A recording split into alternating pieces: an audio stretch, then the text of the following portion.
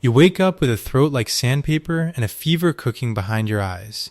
You shuffle to the bathroom, shake a little white pill out of a bottle, and wash it down with tap water. 8 seconds of effort, tops. Here's the part nobody stops to think about. That 8-second fix sits on top of about 10,000 years of people who didn't have it.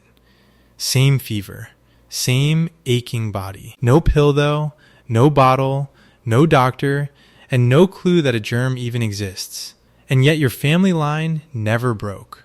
Not once. Not a single generation in all that time, or you wouldn't be sitting here. So how did they manage it? How did ancient humans survive with no doctors at all? The answer is weirder and cleverer than you'd guess, and parts of it are genuinely moving. But first, you need to understand something about medicine before doctors. It wasn't spells and lucky guesses, it was observation. Thousands of years of people watching, very closely, what made a sick person recover and what put them in the ground. Here's a real example. In Egypt, around 1600 BC, someone wrote what we now call the Edwin Smith Papyrus. It's a surgical manual, and it's oddly modern. 48 injury cases, each one written up with a calm diagnosis and a treatment. Broken bones, deep wounds, cracked skulls, barely any superstition in it. Just the problem, the fix, and a blunt note on whether the patient would live. These people couldn't see a germ, but they could see a pattern. And a pattern, it turns out, is most of what medicine actually is.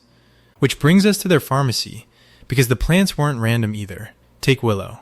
Around 400 BC, the Greek physician Hippocrates was already telling people to chew willow bark and leaves to bring down a fever and dull pain.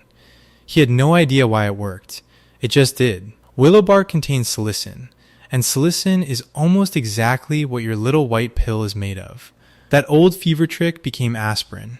Bayer just bottled it in 1899. And willow isn't a fluke. The poppy gave us morphine, used as opium for thousands of years before anyone isolated the drug in the early 1800s. Foxglove, a pretty purple flower, gave us digoxin. A heart medicine doctors still hand out today. A physician named William Withering wrote it up in 1785, after watching an old countrywoman treat heart patients with a herbal brew of her own. Sit with that for a second. Some of the most useful drugs we have were already growing in the dirt. Ancient people found them first. No labs, no chemistry, just centuries of paying attention. Now here's where it gets good. Knowing which plant helps you is one thing. Stopping a wound from killing you is a whole other problem. An infection was the real killer for most of human history. So watch what the Egyptians did. That same stretch of medical writing tells us they packed open wounds with honey. Honey, some grease, and a bit of lint. For a long time, historians wrote that off as folklore. It isn't. Honey really does fight bacteria. It pulls the water out of them, it's too acidic for most of them to grow in, and it slowly leaks a tiny amount of hydrogen peroxide. The Egyptians knew none of that chemistry. They just knew the honey-covered wounds didn't rot, so they kept using it. But the part that really gets me is the surgery, because ancient humans cut into the skull. The practice is called trepanation, scraping or drilling a hole straight through the bone of a living person's head. We've found these skulls on nearly every continent. One well-known site, Ensisheim in France, is around 7,000 years old. And here's the detail that stops you cold. On a lot of these skulls, the bone around the hole has grown back. Smooth, sealed over.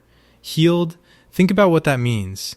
The patient lived, not for a few minutes, for years. Some skulls have 2 or 3 holes, all healed, which means the same person survived this more than once. Stone tools, no anesthesia, a hole drilled in your head, and you shake it off and live another decade. Respect, and they weren't just guessing in the dark. Look at Tizi, the Iceman who melted out of an Alpine glacier in 1991, dead since roughly 3300 BC. His skin carries 61 tattoos, and they cluster over his lower back, his knees, and his ankles. The exact joints that scans show were worn down with arthritis. A lot of researchers think the tattoos were the treatment, a kind of pain therapy marked right onto the spots that hurt. He was also carrying birch fungus, which happens to kill bacteria, and his gut was crawling with whipworm. That fungus wasn't a snack.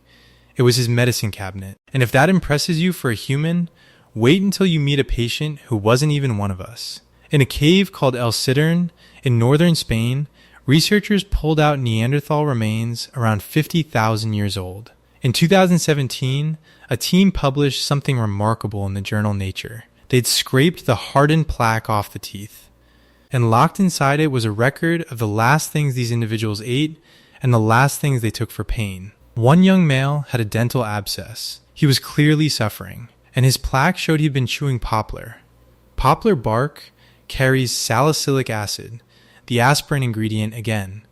Alongside it, they found traces of penicillium mold, the same mold that gives us penicillin. Read that again. A Neanderthal 50,000 years ago, in real pain from an infected tooth, was treating himself with a natural painkiller and a natural antibiotic. This isn't a fringe idea or a guess. It's published, peer-reviewed science. But I have to be straight with you, because it wasn't all quiet genius. Plenty of ancient medicine was useless, and a fair amount of it was deadly. Some Egyptian wound recipes called for animal dung, which can carry tetanus, so the cure could quietly finish what the wound started. Bloodletting drained sick people of the blood they badly needed, and we kept at it for thousands of years. There was no real anesthesia and no grasp of infection, and childbirth on its own killed an appalling number of women. Surviving wasn't the normal outcome. It was the exception. And you come from a very long, very lucky run of those exceptions. So here's the question that's been sitting under all of this. A clever plant remedy can explain a fever. Honey can explain a wound. But what about the people who couldn't gather food, couldn't hunt, couldn't last a day on their own? The injured, the crippled, the very old.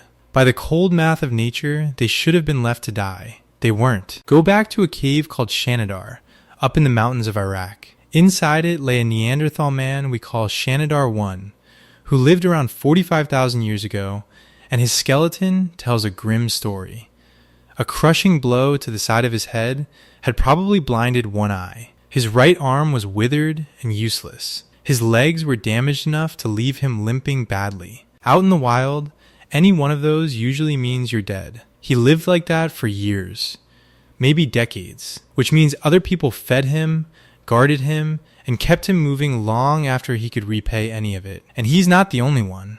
At Dmanisi, in Georgia, there's a skull about 1.8 million years old. An old man who'd lost all but one of his teeth. The empty sockets healed over long before he died. He couldn't chew. Someone had to be softening his food for him. At a site in Italy called Romito, there's a young person with a form of dwarfism that made survival in that world brutally hard. They lived into their teens anyway, carried by the people around them. Sit with what that actually takes. Not a plant, not a tool, a decision. The decision that a life is worth keeping even when it costs you, even when it gives nothing back. The strongest medicine ancient humans ever had was never in the ground. It was each other. We didn't outlast everything because we were strong. Plenty of animals are stronger than us. We made it because we wouldn't put each other down. So come back to your bathroom, to the little white pill and your 8 seconds of effort. That pill is willow bark. The chemistry in it is the same thing Hippocrates handed people 2,500 years ago, and the same thing a Neanderthal chewed through the pain of a rotten tooth 50,000 years before that. You didn't invent any of it. You inherited it. You're the last polished link in a chain of people who watched and tried and remembered and passed it down. And the deepest thing you inherited isn't the medicine. It's the instinct underneath it. The pull to look after the sick one. To carry the person who can't walk. That's the pull that kept Shanidar breathing in the dark. And it's the same pull that put that bottle in your cabinet, full and waiting, before you ever woke up needing it. Every ancestor in that 2 million year line got sick at some point, and somebody decided to keep them alive.